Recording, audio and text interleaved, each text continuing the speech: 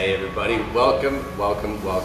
Episode 25, quarter way to the century for the Daily B Show, and we got Saunders. Luke Saunders, I'm really excited to be here, and thanks Matt for inviting me.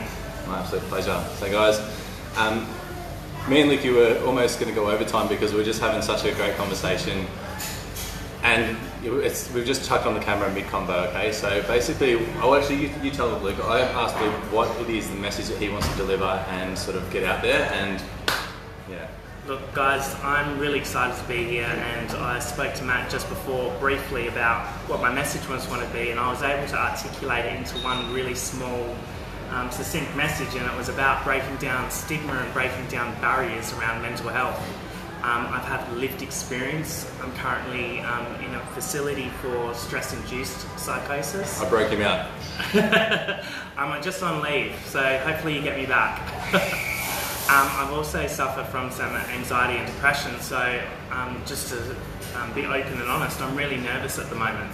I'm kind of shaking, I've got the jitters, my legs shaking, and it's a normal kind of response to having anxiety, and I'm just on the camera today because I want to open up the conversation. So guys, if you're watching, love to hear your questions. Jade and Kylie, welcome to the video. Jade, you really inspired me with your video the other day. You're a very strong and courageous woman, and I really appreciate you for joining us today. And guys, can you just let us know as well if there is, if the sound's okay as well? I know there's some fans going, we've got some guys. We're at the Pocket down in Burleigh Heads. So if you guys need a good feed, nice wholesome feed, come down to the Pocket as well. Just let us know that the sound's okay and you can hear us alright over the cooking and the fans and whatnot. So we're just cracking into some Anzac bickies as well. Good old Anzac bickies. Yeah, getting stuck in early. So I think just where we left off, bro, is talking about where these stigmas and the reason why the talk so far with Jade as well and a few others around mental health have been so received so well is because so many people, they either have been directly affected themselves, they know someone's been affected, or they've even got their own insecurities and they're not sure if they are feeling certain aspects of mental health, and it's just like this unknown thing that people aren't talking about. So on that note, yeah, tell us a little bit more about the stigmas that are out there that you want to sort of crush. So for me, I am no expert in this field, and I want to be an expert in this field, and I say that because I'm a perfectionist. You're doing your apprenticeship now. I'm doing my apprenticeship at the moment, but I don't lay claim to knowing any statistics. But what I can talk about is my own personal experience, and you know, when you say the word psychosis, people can automatically assume that it's drug-induced. Now, I have used drugs in the past. And I have been a recreational user. I'm clean and I'm sober and I'm not a user at the moment, but you know, the effects of psychosis are real. They were my reality, and it was really quite confronting. You know, for example, I am currently famous in my own mind. I'm being followed, and I have an employer that I work for. How's this side? How's that side? They're both beautiful. Yeah, pretty good. And at the moment, so I'm constantly being followed, and I constantly think that I'm going to be in the tabloids the next day for something that, you know, I have done, or something that I've done wrong. But my psychiatrist and my psychologist and the people around me ask, what is the evidence of you having that conversation within your mind?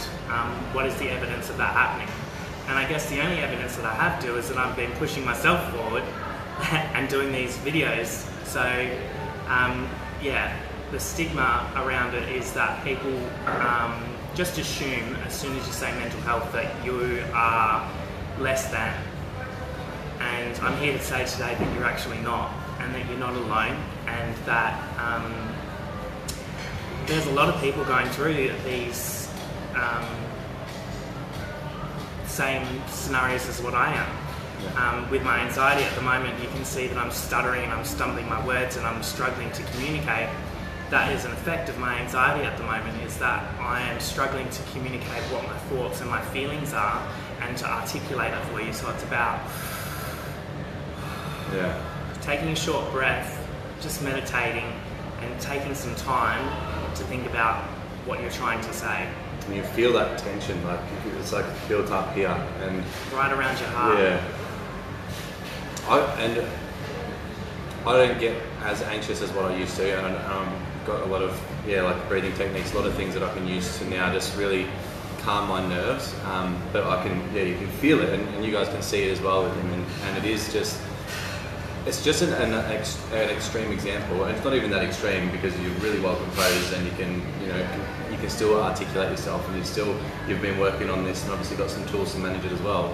But it is an example of where a lot of people, even whether it's in work life, whether it's in their relationships, where something happens, some sort of tension happens, whether it's in our own mind or externally, and then boom, like we're up here, that our breathing gets really shallow, our energy gets really tight and bottled up, and that's when sort of those instinctive, random behaviours and actions start taking place.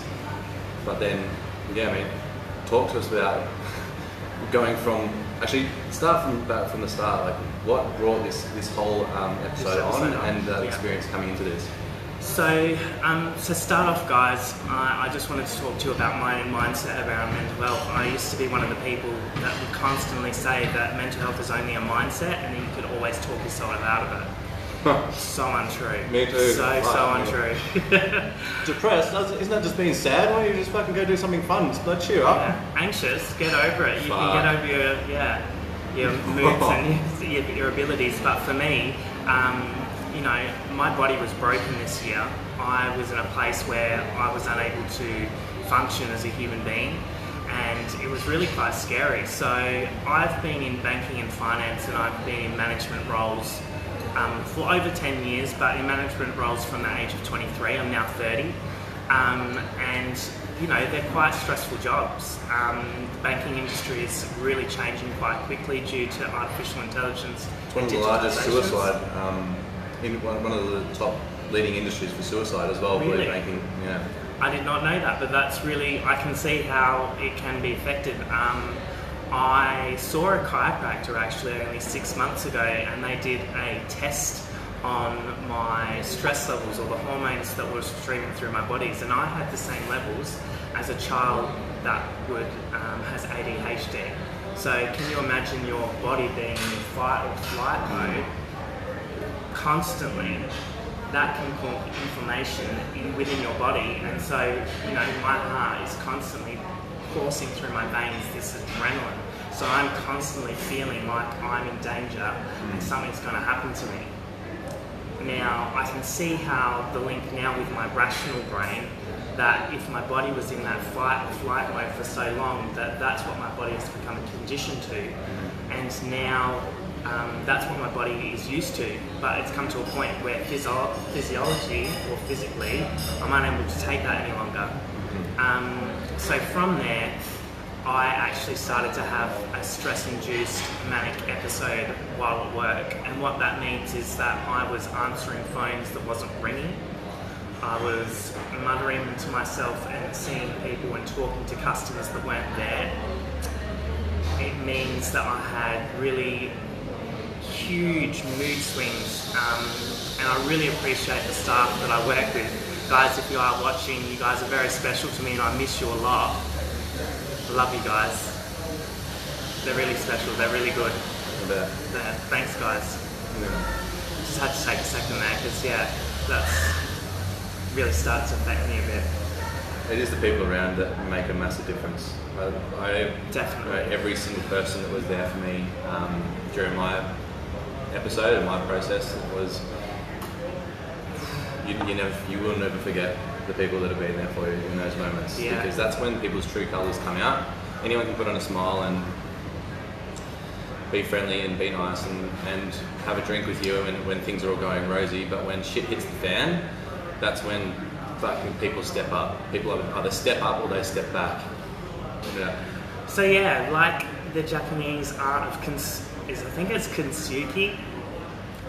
Don't judge me on my pronunciation, but it's around about a dish being broken and being re-put together within those threads of it being broken, it is gold. So an object can become more beautiful after it's been broken.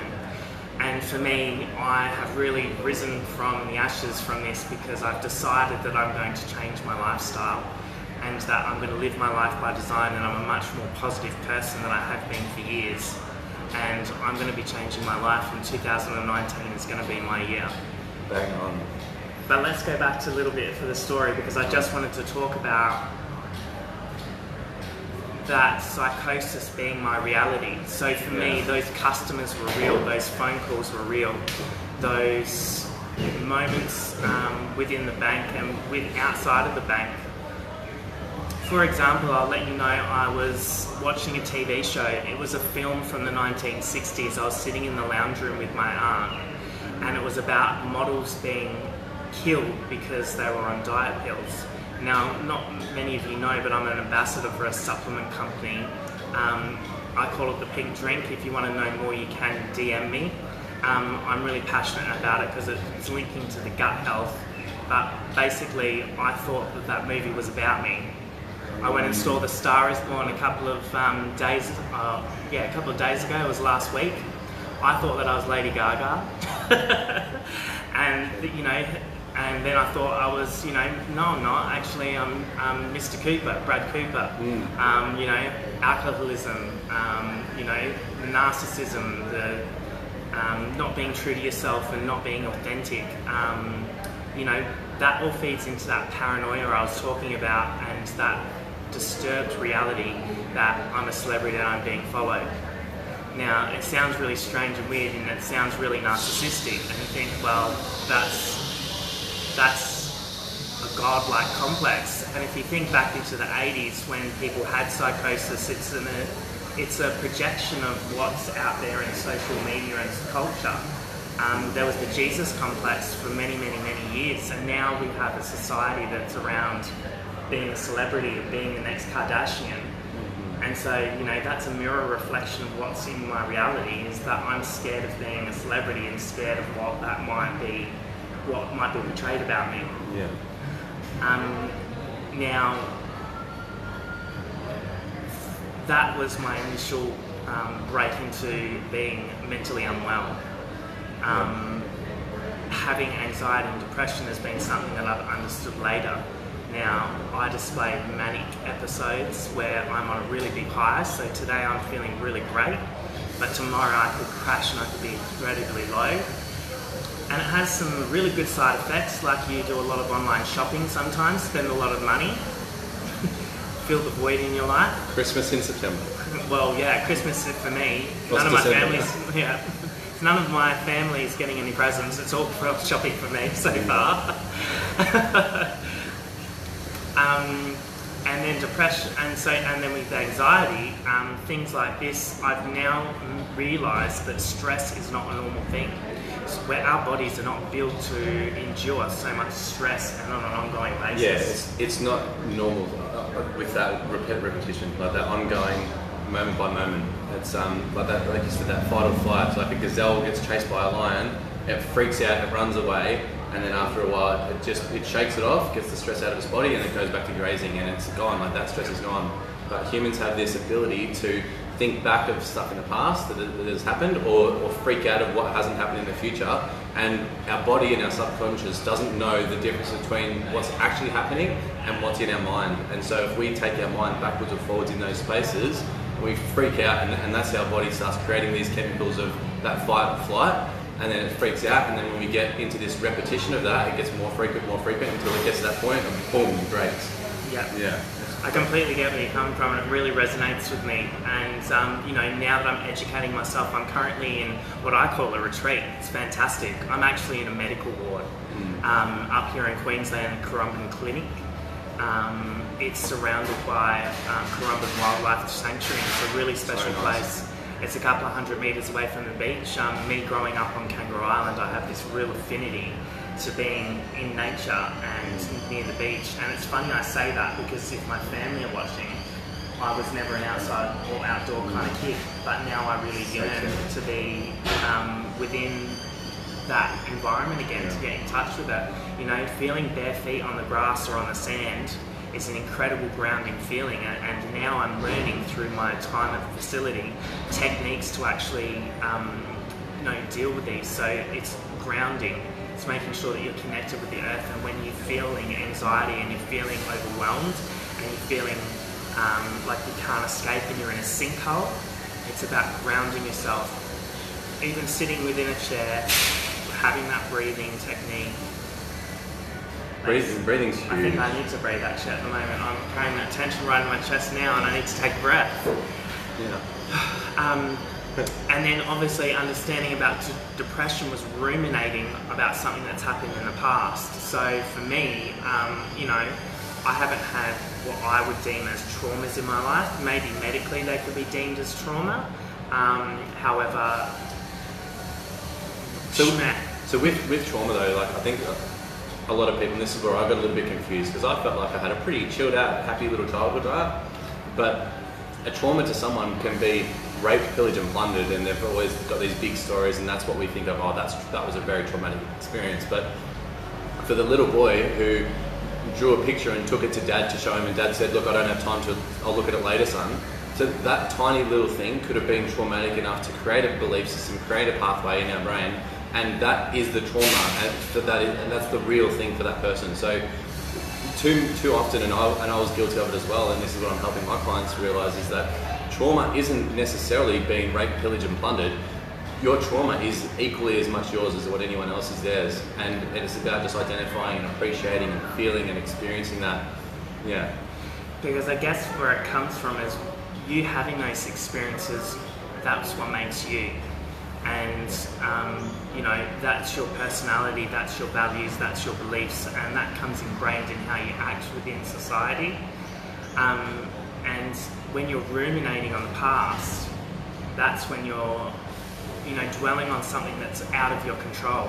And so a technique that I'm learning about is the art of letting go. And in fact, I'm reading the book about the subtle art of not giving a fuck. I mean, whoops, sorry, I don't usually swear, but that's one of my values, but we can not bleep that out because it's live. But yeah, so the art of letting go, and it's about capturing that thought, cognitive behavior therapy, and allowing it to just be a thought or be a feeling. There's nothing that you can do about it, and worry about what is in your control. Yeah. And so for me, because I have been depressed about my life decisions and what I've done in the past, I have now decided about what I want to do in my future. Now, that's not to say that everything's going to go to plan, but you have to allow... It definitely won't. It definitely will. It definitely won't. Like plans, like this thing, like an aeroplane that's going from A to B, right? It's only on course for about 3% of the time. The rest of the time it's readjusting and reiterating and readjusting, but it knows where its end point is, but the plan to get there is always dynamic, you know what I mean? And it's interesting, like we've got these waves behind us, and the water and the whale,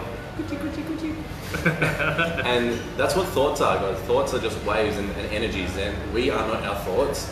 Thoughts come in and out of us and they flow, and that's what essentially it sounds like you're learning to understand, is those thoughts just come in, they come out, and the amount of weight that we put on them is our own. And it's a bit of a generalization, but a pretty cool thing that I heard was that if we're depressed or sad, we're generally in the past, and if we're anxious or stressed, we're in the future.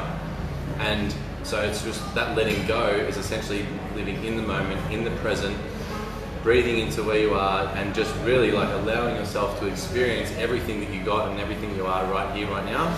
Because the past and the future, they're just illusions. And no matter how much you hypothesize on what it was or the way you define the shit in the past, there is no true meaning, just the ones we give them. So really letting go, being present in the moment, is just that letting go. You know? Yeah. I really love that, and I just have to break time here. Well, not to go, but I just have to recycle a joke and saying I'm actually having a whale all the time.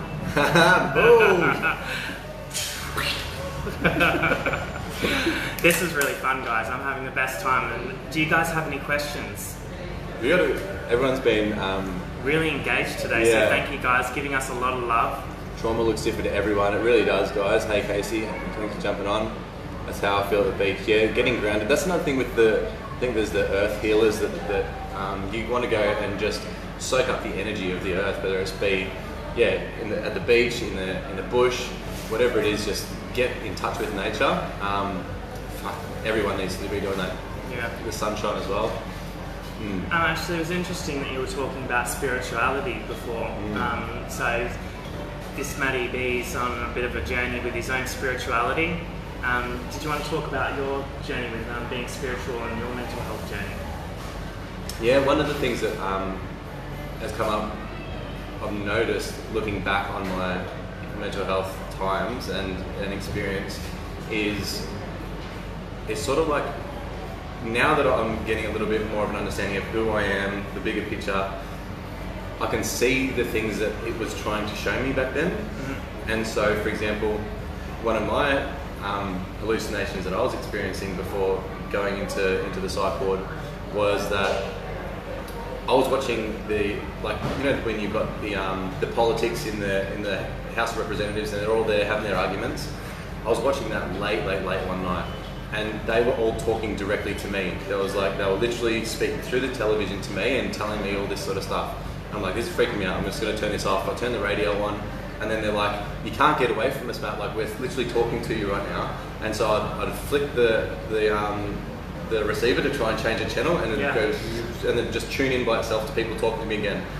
And I'm like, holy fuck, there must be someone across the road, like with some technical stuff that are messing with my mind right now. Yeah. I went across the road to the... It's real though, right? It's real. You can 100% believe 100%. It was as real as we are right now. And looking back on those, like, it was, now I can see how it was showing me this, how things are potentially intertwined and they are all connected. And yeah, so this journey of spirituality and like I said before, for me it was more so, I'm an analytic, so I was getting all the logical stuff. I was doing so much research, so much understanding about the science behind who we are, what creation is, right? But it only goes so far, right? Science only goes so far until you need to take that leap into the intangible world, the spiritual world, because there is no true measurement, there is no quantifiable evidence at the end of the day. When you break it all down, it's all based on our perceptions and on what we're observing, and the observer is, whatever is being observed by whoever it is being observed is affected by the observer. So at the end of the day, yeah, there is no true meaning to anything. There's just what we make it mean. And so from looking back and going, well, what was real back then and what wasn't, what was just up in here and what was out here, it's hard to mirror up, and it's hard to sort of differentiate one from the other. And it's easy to see how you can be pulled one way or the other.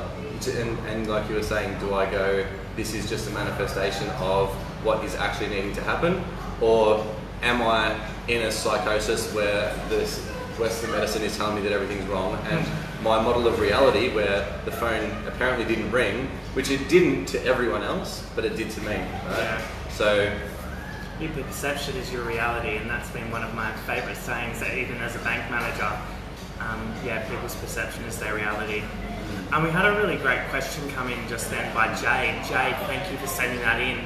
It's about talking about the stigma about hospitalisation. So I just want people to know that I was committed by myself, and to say the word committed, that would breed or bring up a lot of fear and anxiety with a lot of people.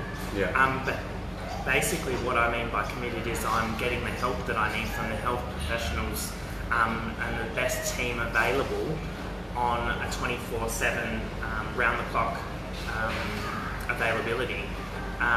So in the past I have been, when I was first on this mental health journey, I went back to work after a 4-month break, and I didn't need the help of a mental facility.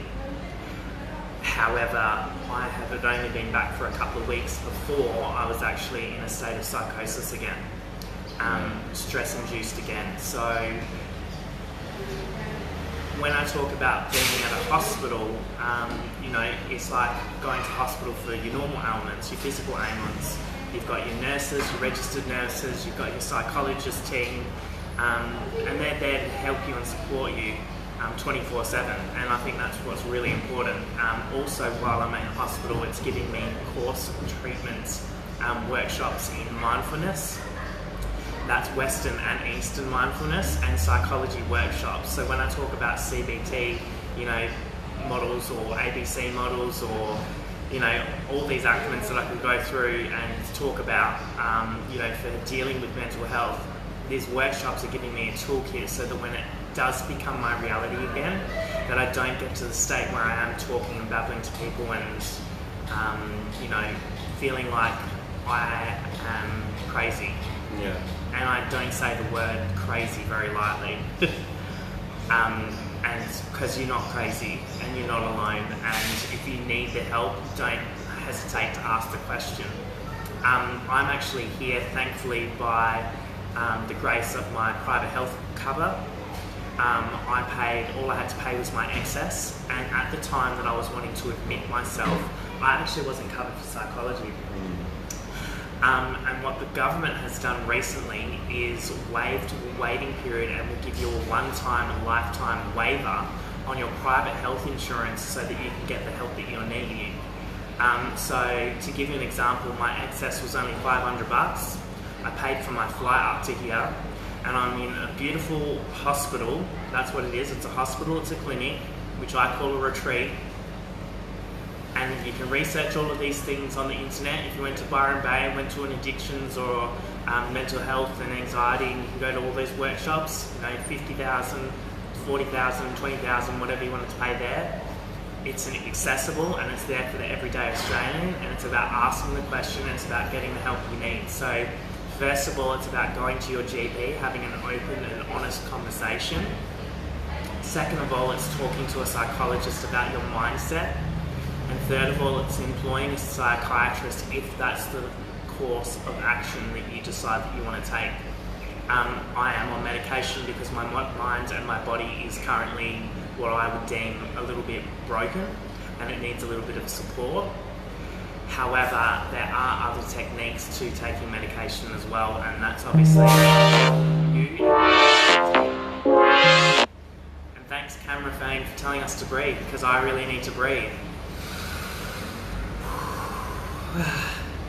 As my hourly alarm, I've got a new little thing every hour to remind me to do stuff and to feel certain stuff and be certain stuff. So that one was breathe. Love it. Absolutely love it. So what other techniques do you do to help with your mental health now? Something that you've learned that maybe perhaps the viewers haven't experienced before?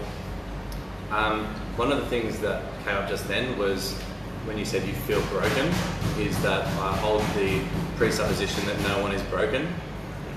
Okay, and whatever pains we're going through right now, we're given these pains and these challenges because we've got the strength to overcome them, and because within these pains and these challenges is a diamond. There's a diamond in this rough, and already you're showing the world and you're exposing yourself and allowing yourself to be vulnerable and helping it's proof right here is in the pudding that this is already a diamond and a treasure for so many other people. And so it's not we need to go through it to go through it. Yeah. We're not going to be able to have the impact on people and relate to people and show people that it is okay to go through until we've shown that we've done it ourselves. Go through what you go through. Yeah, you got to go through what you go through so you can go through it. And so I guess just what I do is just hold some presuppositions like that. No one's broken. You don't need fixing. You're not broken. You're whole and complete just the way you are. And whatever challenge you're going through, it is your gift. And it's your gift to give to the world as well. That's probably the biggest one, I think. Just having a perspective, just really a lot of shifts in perspective, which I did not have for a long time. And actually another thing, seeing you and listening to you and watching you go through this, right? I remember when I came out of the psych ward, I was embarrassed for a long time to even open up and speak about it. Yeah. I sort of joked about it in a joking way to people because people were going to find out anyway. But still wanted to break that communication barrier. Yeah, but it was because you said you were a bit of a class clown, didn't you? Yeah, that's it. So you laugh it off, make a joke of myself. point the finger and make fun of myself. That's how I dealt with it. So Yeah, true. I just think it's really brave that, like, I was not self-admitted. I was forced to go in there, but at the same time, it's still much of a muchness. And to see you step up and step out and speak up, and especially document it while you're going through it as well, I think it's really, really powerful. Because it's one thing, like we had Jade on the other day, and she's come full circle, and she's got a really amazing story to share. Yeah. She goes, "I couldn't dream of doing what you're doing a year ago, Luke. You're a legend." Yeah, bang on, right on cue. I really appreciate it. And so to step up while you're going through it and make an example of yourself and be that example for other people, I think it's really powerful, because I can sit here and reminisce on my story. Jade can come on and reminisce about her story and share, and she's pretty fresh out of hers and still going through recovery. But then to have someone as well who's actually in the heart and in the thick of it is just another perspective and another dynamic to share with people. So it's fucking awesome. I've really been loving doing it, and I think that's what I have been pushing myself to do it. You know, I'm using it as an avoidance technique. Hopefully I don't become too over obsessive about it, but I know that I'm helping others, and I know that I will make a difference in people's lives. I am making, and I know that I am, because it's opening up that conversation. And if that's all that I end up achieving, that's a big task, and I know that that's huge for many, many, many people. So I thank you guys for watching and following my story. If you have any ideas and you have any questions, feel free to DM me, add me on Facebook. I'd really love to hear some more of your stories. Connect with me and talk to me about your own lived experiences, because that gives me inspiration, and the more inspiration I have, the bigger my message and the more people that I can reach. Yeah. There is one thing that I just wanted to go back to, and it's been something that I've been really exploring, and it's something I'm really passionate about. And hi Cheryl, if you're watching this now, but I've been talking about gut health and the diet, and also how that relates to inflammation in the body. So I'm reading a book at the moment called The Inflamed Mind. Look it up. I've done a post on it on Facebook and also on LinkedIn. I've forgotten the doctor's name, but he's very insightful, and it's been talking about how the body processes inflammation and therefore it can turn into disease. So I don't know if you're aware that 80% of your gut or 80% of your nervous system is actually through the gut, and your serotonin is actually produced and secreted through the gut, not actually through your brain. So if your gut health is not in the best state, then you're unable to absorb that chemical much needed for your mental health. So I'm on a product at the moment that balances my blood sugar levels and helps with my lipids and hormones. I'm also got a probiotic which has an antifungal in it, which helps to get rid of the candida overgrowth, which is a fungus that naturally occurs in your body, so that it decomposes your body when you're supposed to die. Due to our unhealthy lifestyle and toxic external events, we can get an overgrowth, and it's important that we get rid of that. And then I'm also on what's like an oxygenation, so I can take a supplement that puts magnesium through our body, because an oxygenated magnesium-filled body doesn't allow room for disease to grow. So I'm in the best health that I have been. I've recently lost 15 kilos, and it's actually helped me to get out of bed in the morning and help with my mental health. So if you're interested in understanding more about gut health, then please contact me, because I like to educate people on gut health, because that's something that's within my control, right? So that's something that I can do immediately, and I can take off with and make a real difference in people's lives. So please contact me, and I'd love to help you out with that. Awesome. Inspirational, brother. Thank you. I appreciate you a lot. Yeah, man. Thank you so much. Guys, reach out to Luke. He's here for all of us, and he's going to keep doing his own videos and his own content and sharing his journey and documenting what he's going through. Be here for him, support him, and anyone else that you're going through, anything that you're going through, or anyone that you know is going through stuff as well. Just be there for them. Do what you can. Reach out. Yeah, and just keep being yourself, express yourself openly, evolve consciously, and we'll speak to you guys soon. Thanks, brother. Thanks. See you guys. See ya.